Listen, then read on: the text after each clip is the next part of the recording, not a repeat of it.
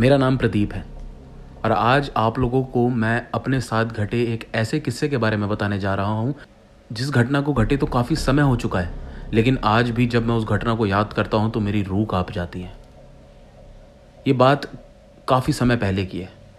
ये इतना समय पुरानी बात है कि उस समय मेरे पास एक बटन वाला फ़ोन होता था, कीपैड वाला, छोटा सा।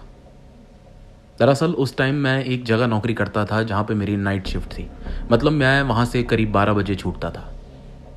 आमतौर पर मुझे वहाँ से घर आने के लिए बस रात को मिल जाती थी, लेकिन एक रात वहाँ पर ज़ोरों की बारिश हो रही थी। बारिश के चलते बस तो मिल रही थी, लेकिन जिस जगह मुझे जाना था वहाँ तक की बस नहीं मिल रही थी। आधे रास्ते तक की मुझे बस मिल रही थी। अब मेरे पास 2 रास्ते थे, या तो रुक कर इंतज़ार करूँ या तो फिर उसी बस में बैठकर चला जाऊँ और आगे से कोई दूसरी सवारी कर लूँ। जब थोड़ी देर इंतज़ार करने के बाद भी मुझे और बस नहीं मिली जो मेरे घर तक मुझे ले जा सकें, तो मेरे मन में ये था कि ये भी बस चली गई तो बाद में तो कुछ भी नहीं मिलेगा। तो मैंने फैसला किया, जो मुझे आधे रास्ते तक छोड़ रही थी बस, मैं उसी में बैठकर आगे के लिए निकल पड़ा। मैं उस बस में बैठ गया और थोड़ी देर बाद चल के उस बस ने मुझे एक रास्ते पर उतार दिया और उससे आगे वो बस नहीं जा रही थी।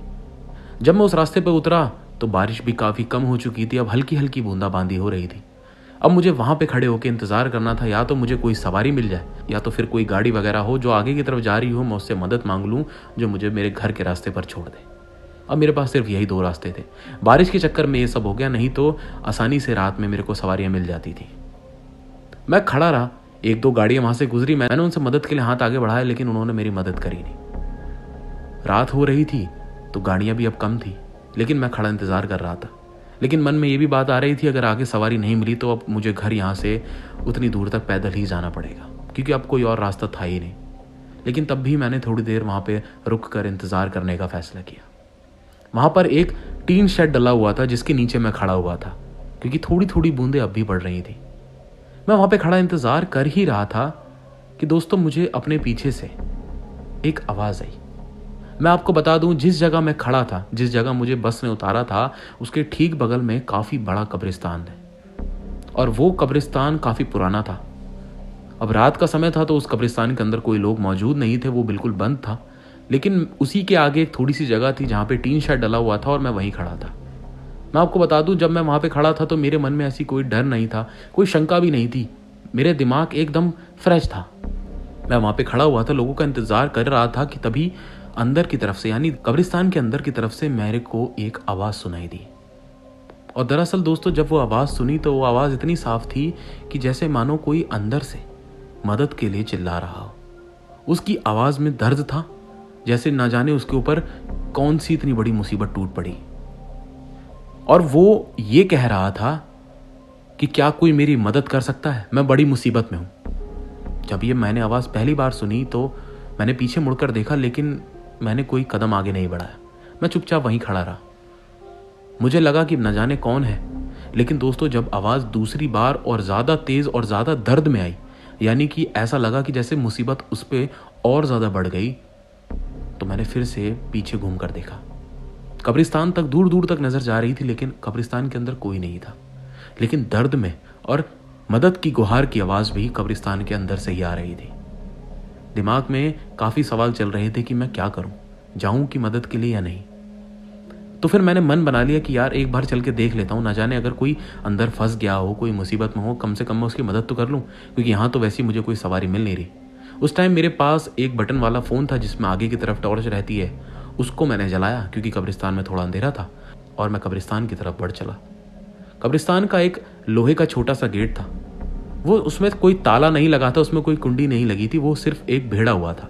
उसको मैंने खोला और मैं कब्रिस्तान के अंदर चल पड़ा। दोस्तों मैं कब्रिस्तान के अंदर चला गया, लेकिन उसके बावजूद भी उस वक्त तक मेरे अंदर कोई भी ऐसी डर वाली भावना नहीं आई थी। मेरा दिमाग अब भी बड़ा शांत था। मैं इस स्वभाव से जा रहा था कि मैं अंदर जाकर किसी की मदद करने जा रहा हूँ। तो उसी को सोचकर मैं आगे बढ़ा जा रहा था। मैं थोड़ा सा जब उस कब्रिस्तान के अंदर चला तो मुझे वो आवाज़ फिर से सुनाई दी कि कोई मेरी मदद कर सकता है। तो मैंने उसको पलट कर जवाब दिया कि कौन है भाई, तुम कहाँ हो? तो दोस्तों सामने से मेरे को जवाब आया कि मैं यहाँ हूँ, तुम मेरी मदद कर सकते हो। दोस्तों उसकी आवाज़ सुनकर मैं उसकी आवाज़ की ओर बढ़ने लगा। वो सीधे ना जाकर एक तिरछी जगह मेरे को आवाज़ ले जा रही थी। मैं उस आवाज़ का पीछे करते करते आगे की तरफ बढ़ने लगा। मैं आगे बढ़ रहा हूँ, मैं कब्रिस्तान में हूँ, उसके बावजूद भी मेरे मन में अभी तक कोई डर नहीं था। मैं उस आवाज़ को पीछे करते करते बढ़े जा रहा था। बीच बीच में आवाज़ें आ रही थी कि मैं इस जगह पे हूँ, मेरी मदद कर दो, जल्दी से आ जाओ। लेकिन मैं उसी आवाज़ को सुन सुनकर आगे की तरफ बढ़े जा रहा था। लेकिन दोस्तों, एक वक्त ऐसा भी आया कि मैं उस जगह पहुँच गया जिस जगह के आगे कोई रास्ता ही नहीं था। मतलब वो कब्रिस्तान की बाउंड्री थी। वो बाउंड्री के आगे वो कब्रिस्तान ख़त्म हो रहा था और उसके आगे कोई जगह नहीं थी। मैं उस जगह जब पहुंच गया तो मुझे वहां पर कोई इंसान दिखाई नहीं दिया। मुझे कुछ समझ नहीं आया। मैंने अपनी नज़र चारों तरफ घुमा ली, लेकिन तब भी मुझे कोई दिखा नहीं। तो फिर मैंने वहां पे खड़े होकर आवाज़ मारी कि भाई तुम कहाँ हो, मुझे तो मिल ही नहीं रहे। मैं तुम्हें ढूंढता ढूंढता यहां तक आ गया। लेकिन इस बार उसका कोई जवाब नहीं आया। जब मुझे कुछ समझ नहीं आया और ना कोई दिखाई दिया तो मैंने फैसला किया कि मैं यहाँ से वापस चलता हूँ। मैं वापस मुड़ा और जिस रास्ते से आया था उसी रास्ते से कब्रिस्तान के बाहर निकलने के लिए चल पड़ा। लेकिन दोस्तों, मुश्किल से 4 से 5 कदम जैसे ही आगे बढ़ाए थे तो मुझे पीछे से आवाज़ आई कि भाई जाओ मत, मेरी मदद कर दो। और दोस्तों, यकीन करें, वो आवाज़ इतनी करीब से थी मानो जैसे मेरे कोई बगल में खड़े होके उसने मुझसे ये बात कही। मैं एकदम से पीछे मुड़ा और जब मैंने पीछे मुड़कर देखा तो कोई नहीं था। तो ये आवाज़ कहाँ से आई? मैं कुछ देर तक तो चुप रहा। मैं इधर उधर देखता रहा, समझने की कोशिश करता रहा कि आखिरकार ये आवाज़ आई कहाँ से। कि दोस्तों, उतनी देर में वो आवाज़ फिर आई कि भाई मैं नीचे हूँ, नीचे देखो। और दोस्तों, जब मैंने नीचे देखा तो जहाँ मैं खड़ा था उसके थोड़ी सी ही आगे एक कब्र थी और ये आवाज़ उस कब्र के अंदर से आ रही थी। मैंने जब ये उस कब्र के अंदर से आवाज़ सुनी और मालूम हो गया कि हाँ, ये उस कब्र के अंदर से ही आ रही है, तो मेरे कुछ कदम अपने आप ही पीछे को हट गए। इतनी देर में पहली बार मुझे डर लगा। उससे पहले तक मेरे को एक बार भी डर नहीं लगा कि मैं कब्रिस्तान के अंदर अकेले, वो भी रात में हूँ। लेकिन उस समय पहली बार मुझे डर लगा, क्योंकि एक कब्र के अंदर से इस तरीके की किसी इंसान की आवाज़ आना कोई आम बात नहीं। क्योंकि या तो उस कब्र के अंदर कोई जिंदा इंसान है जो आवाज़ लगा रहा है, या फिर कोई मुर्दा है जो जाग उठा है।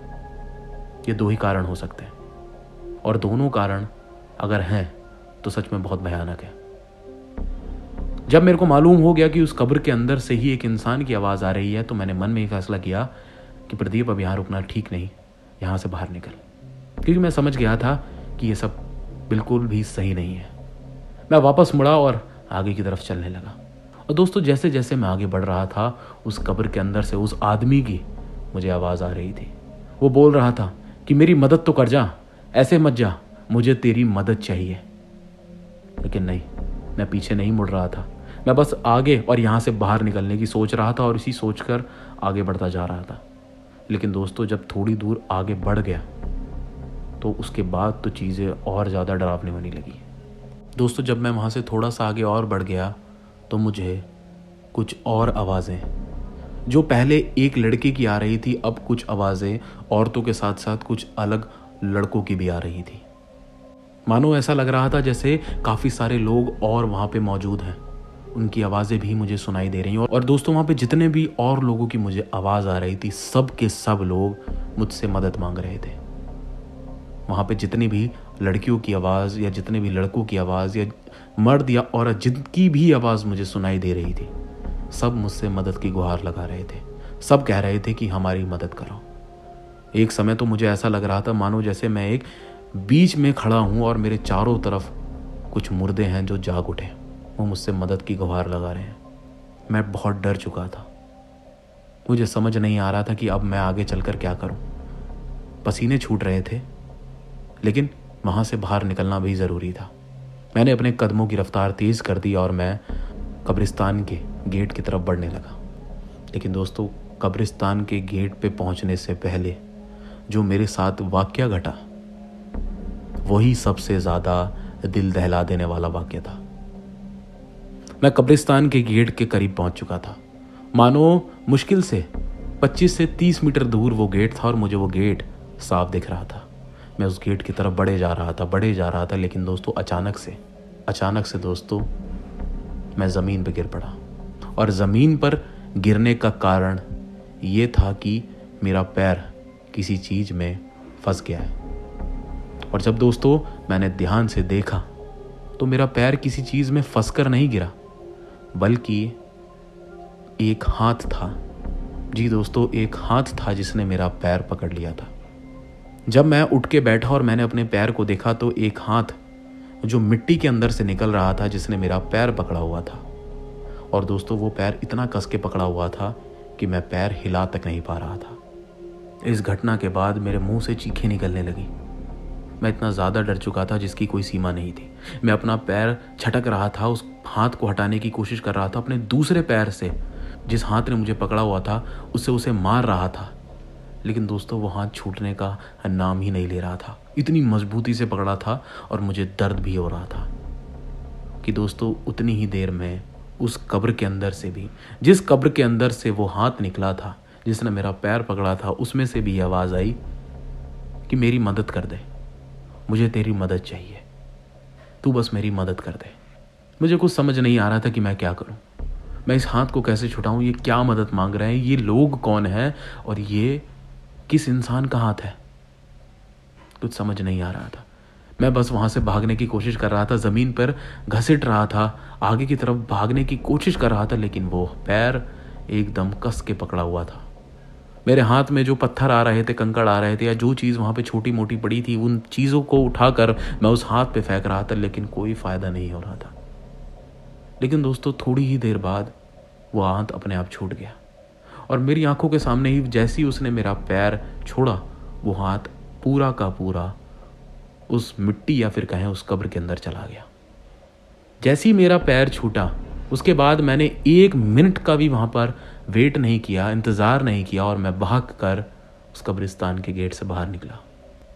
उसके बाद मैं उस टीन शेड के नीचे खड़ा नहीं हुआ, लोगों का इंतज़ार नहीं किया जो मेरी मदद करेंगे। मैं वहाँ से भागना शुरू किया और तब तक भागता रहा जब तक मैं उस कब्रिस्तान से कोसों दूर ना आ गया हूँ। मैं भागता रहा, सांसें फूलने लगी, हिम्मत जवाब देने लगी, लेकिन तब भी मैं भागता रहा क्योंकि उस समय जो घटनाएं मैंने देखी थी वो सच में मेरे दिल को दहलाने के लिए काफ़ी थी। मुझे तो ऐसा लग रहा था जैसे मानो मैं बस किसी तरह बच ही गया। थोड़ी दूर आगे चलने के बाद जब मैं रुका और मैंने अपने आप को संभाला, थोड़ी सांसें गहरी गहरी ली, तब जाकर थोड़ा होश आया और तब जाके थोड़ी हिम्मत बंदी कि हाँ अब मैं ठीक हूँ।